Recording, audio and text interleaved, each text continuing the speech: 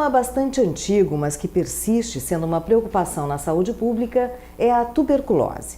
O Rio Grande do Sul se destaca quando se trata desta enfermidade. Para falar sobre a doença está conosco no Saúde na Web a médica pneumologista Carla Jarkizewski, coordenadora estadual do Programa de Controle de Tuberculose e diretora do Hospital Sanatório Partenon, instituição que há 67 anos atua na assistência especializada, sendo suporte e referência para os casos mais avançados da doença. Doutora Carla, seja bem-vinda no Saúde na Web. Obrigada pela oportunidade e penso que seja uma ocasião muito adequada em função de estarmos agora na semana que antecede 24 de março, que é o Dia Mundial de Combate à Tuberculose. Doutora Carla, o que é a tuberculose e quais os sintomas da doença? A tuberculose é uma doença infecto-contagiosa que se transmite via aérea, ou seja, a pessoa ao tossir, falar alto, espirrar, ela propaga o bacilo da tuberculose naquele meio e outros que estão em volta poderão inalar esse bacilo e virem a ficar infectados por este germe. Os principais sintomas são tosse. A tosse pode ser seca ou encatarrada, uma tosse mais persistente, que via de regra dura mais do que 3 semanas, acompanhada ou não, dependendo do estágio da doença, de perda de peso, emagrecimento, falta de apetite, sudorese noturna e nos casos mais avançados a questão do sangramento, a hemoptise pode aparecer. Tem como prevenir a doença? Sim, nós temos várias formas de prevenção da doença. A primeira delas, que a gente costuma dizer, é a cura de casos bacilíferos. A melhor maneira de se melhorar os índices de tuberculose numa população é através da cura daqueles pacientes já doentes que, ao levar seu tratamento até o final, deixam de fazer parte de uma cadeia de transmissão e cortam, digamos assim, essa roda que está girando. Outras maneiras também existem. Na criança, a vacinação BCG, que é feita ao nascer e previne a tuberculose basicamente na infância e as formas mais graves. O que a gente chama hoje de tratamento da infecção latente, esses indivíduos infectados e não doentes, quando possuem um risco maior de desenvolver a tuberculose doença, como é o caso dos pacientes soropositivos para o HIV, pessoas que vão usar imunossupressores por várias situações, seja uma neoplasia, seja uma doença reumatológica. Então, essas pessoas em alto risco, elas podem receber uma medicação que a gente chama de preventiva, profilática, que é a isoniazida. Então, essas são as formas, e além de medidas ambientais, de arejar os ambientes, de deixar entrar a luz solar, isso também é muito importante. Tuberculose tem cura? E qual seria o tratamento? Como é feito? A tuberculose, ela, se for com um germe sensível e for utilizado o esquema básico todos os dias, ou seja, de forma regular durante 6 meses, ela tem cura em mais de 95% dos casos do ponto de vista teórico. Então, se eu tenho um germe que é sensível às 4 drogas desse esquema que dura 6 meses, que se chama esquema básico, que contém rifampicina, isoniazida, etambutol e pirazinamida, é praticamente certo que eu vou me curar. O que acontece aqui no nosso meio? Muitas pessoas interrompem esse tratamento e passam a ter uma tuberculose multidroga resistente, na qual o tratamento vai durar de 18 a 24 meses e é um tratamento que inclui medicações injetáveis. Então, essa adesão a 6 meses, que já era complicada do paciente tomar todo dia o remédio, passa a ficar mais complicada ainda, porque são 18 meses no mínimo. Em quanto tempo de tratamento a pessoa com a doença deixa de transmitir ou diminui o risco de transmissão? Em princípio, se utiliza esse prazo de 15 dias.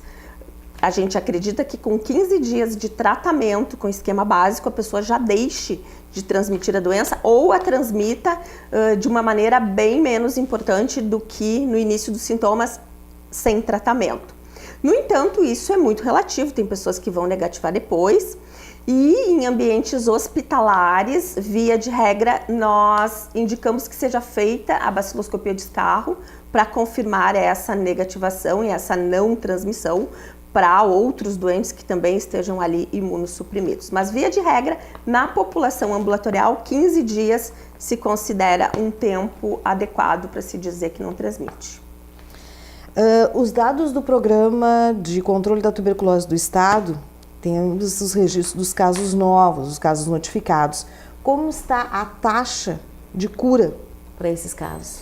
As nossas taxas de cura, tanto no Brasil quanto no Estado, elas estão bem abaixo dos 85% que são preconizados por todos os organismos internacionais, Organização Mundial de Saúde, OPAS, para se controlar a enfermidade, que seria 85%. No Brasil, hoje, se cura em torno de 73% dos casos novos e no estado do Rio Grande do Sul, este número baixa para em torno de 63%. Então, nós temos um gap aí bastante grande entre aquilo que se preconiza para o controle da enfermidade e aquilo que nós conseguimos obter no ponto de vista operacional na realidade do dia a dia. Isso para esquema básico. Tem exames que comprovam se a pessoa é infectada, né? Se teve contato já com bacilo de Koch. Mas essas pessoas nem sempre desenvolvem a doença, isso é possível? Sim, com certeza. Nós temos hoje a prova tuberculínica, que nos diz se o indivíduo está infectado. Nós sabemos que há a infecção em torno de 1/3 da população mundial. Não quer dizer que todas essas pessoas estejam doentes ou venham a adoecer. O adoecimento vai depender do estado imunológico. Então, por exemplo, se eu tive contato com um paciente com tuberculose na minha infância, fiquei com a prova tuberculínica reagente. Num momento que eu tiver, por exemplo, uma neoplasia, vou fazer uma quimioterapia, posso vir a desenvolver a doença. Então, são vários fatores nessa equação, mas existem sim um número importante de indivíduos que têm a prova tuberculínica reagente e não estão doentes. Um outro exame que existe também para detectar essa situação é o IGRA, mas ele não está disponível na rede pública de saúde por enquanto. Existem outras formas de tuberculose além da pulmonar. Quais seriam essas outras formas da doença? A tuberculose pode atingir todos os órgãos do nosso corpo. A tuberculose pulmonar, além dela ser mais frequente, ela é a que mais nos preocupa do ponto de vista de saúde pública, visto que é ela que nos permite infectar outros indivíduos através da tosse. No entanto, a gente pode ter tuberculose na pleura, causando derrame pleural, que não é transmissível, tuberculose dos gânglios, principalmente gânglios cervicais, mas se pode ter em qualquer gânglio do organismo, seja ele intraabdominal ou intratorácico. Podemos ter tuberculose meníngea, tuberculose óssea, geniturinária. Então, qualquer órgão pode ser atingido pela doença, lógico que em menor frequência do que a tuberculose pulmonar. Qual a situação atual da tuberculose no nosso estado? No nosso estado, nós temos hoje uma taxa de incidência que fica em torno de 40 casos por 100 mil habitantes. Essa taxa é mais alta do que no Brasil, onde fica em torno de 33 casos por 100 mil habitantes. Nós estamos com valores de cura bastante abaixo também, como já falei antes, 63%. Quando avaliamos as taxas de abandono, nós temos um número que ficou para essa última avaliação da Corte de 2016 em torno de 15%. Nós somos o segundo estado na federação com maior taxa de abandono ao tratamento. Temos altas taxas de coinfecção TB-HIV, onde no Brasil fica em torno de 9,8%. Nosso último ano avaliado ficou em 17%. Então, tudo isso nos mostra que a doença está muito distante ainda de ser controlada aqui no estado do Rio Grande do Sul e que, para isso, para esse controle, requer esforços integrados com outras áreas, áreas de serviço social, outras secretarias, como, por exemplo, a Secretaria de Justiça e Segurança Pública. Hoje nós temos a situação dos privados de liberdade, onde essas taxas de incidência que já são elevadas no estado passam a ser ainda maiores, as pessoas em situação de rua, os pacientes co-infectados, TB-HIV, então todas essas, digamos assim, instâncias de abordagem precisam ser acionadas para se obter o menor controle. O Rio Grande do Sul possui o maior percentual de co-infecção, tuberculose e HIV, quando comparado a outros estados brasileiros. Tem alguma justificativa para liderarmos essa estatística? Inicialmente se pensava que a gente tem aqui um subtipo diferente, que teríamos um comportamento da epidemia do HIV/AIDS de forma distinta do resto do país. Hoje se sabe que os dois agravos são problemas aqui, então não existe nada assim muito concreto no sentido de causas biológicas. O nosso problema realmente são as situações dessas populações que muitas vezes não têm acesso à atenção primária em saúde. Quando o têm, essas equipes não estão ainda capacitadas para a abordagem dos dois agravos. Hoje aqui no estado nós trabalhamos ainda com ações muito centralizadas, mesmo na capital, onde o indivíduo não vai encontrar o diagnóstico e o tratamento da tuberculose próximo da sua residência, vai precisar ir a um CRTB, um centro de referência. Isso na maioria dos municípios também ocorre. Então seria, na minha opinião, o fator assim primordial para a gente ter essas duas doenças, digamos assim, fora do controle nesse momento. No Rio Grande do Sul, há 15 municípios que são responsáveis por 70% da carga de tuberculose de todo o estado. Alvorada, Cachoeirinha, Canoas, Gravataí, Guaíba, Novo Hamburgo, Pelotas, Porto Alegre, Rio Grande, Santa Cruz do Sul, Santa Maria, Sapucaia do Sul, São Leopoldo, Uruguaiana e Viamão. Estes são considerados prioritários para a intensificação das ações do controle da tuberculose. Como se dá essas ações de intensificação? Bom, é importante a gente falar um pouco sobre essa questão de municípios prioritários. Nós trabalhamos junto com o Programa Nacional de Controle da Tuberculose até 2017 com essa classificação de municípios prioritários, onde se avaliavam vários indicadores, como taxa de incidência, taxa de cura, taxa de abandono, mortalidade, co-infecção TB/HIV, para se elencar esses municípios.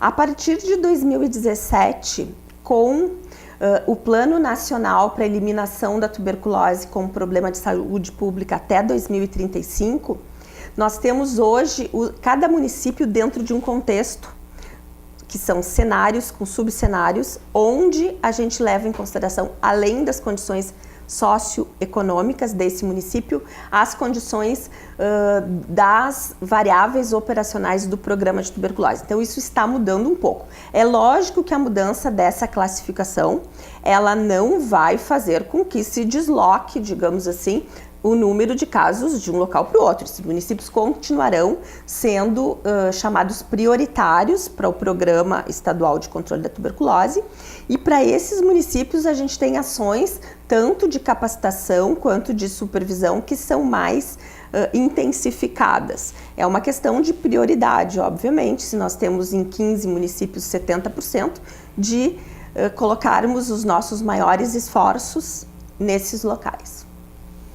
A meta preconizada pelo Ministério da Saúde e pela Organização Mundial da Saúde para 2035 é reduzir 95% da mortalidade e 90% dos casos de incidência. Se durante todo esse tempo ainda os índices são tão altos, como vamos conseguir em 17 anos alcançar o resultado que é almejado? Bom, essa é uma situação bastante delicada. Na realidade, ocorreram pactuações mundiais para se obter essas melhorias dos indicadores, e o Brasil aderiu e foi um dos proponentes para essa pactuação de eliminação como problema de saúde pública.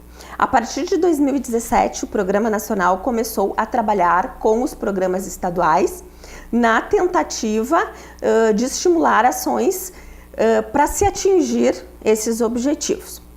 Do ponto de vista dos nossos indicadores aqui do estado, eu acredito que para se atingir essas reduções, digamos assim, a gente precise de ações muito contundentes, como, por exemplo, uma força-tarefa nesses municípios de maior carga.